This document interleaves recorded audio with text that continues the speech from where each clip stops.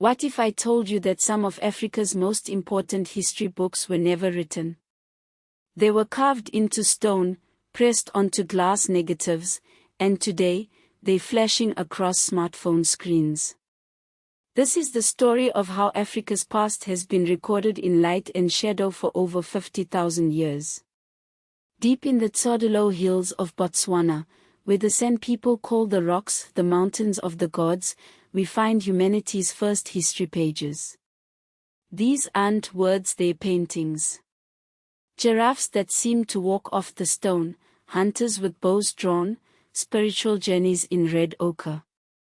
Archaeologists call this the Louvre of the desert, with over 4,500 images spanning 100 centuries.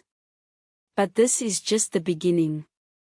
Fast forward to 1860, when European cameras arrived in Africa with colonial administrators. In Senegal, a French officer lines up Wolof women for anthropometric photos, their headscarves removed, rulers placed beside their faces. These weren't family portraits. They were racial taxonomies, turning living people into specimens. Yet something extraordinary happened. African studio photographers like the legendary Seydou Keita in Mali began reclaiming the camera's power.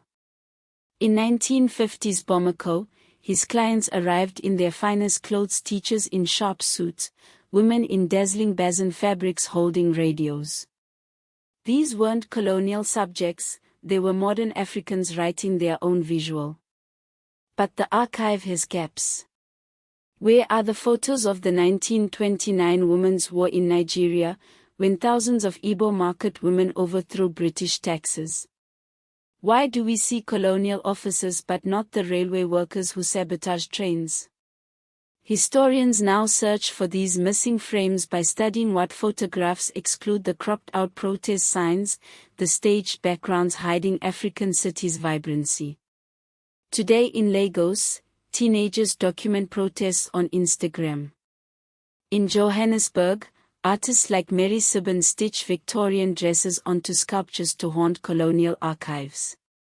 And in a Nairobi lab, specialists are digitizing glass plate negatives before they crumble, each rescue mission saving faces, fashions, and revolutions that paper records ignored. Your smartphone holds more African visual history than any 19th century museum.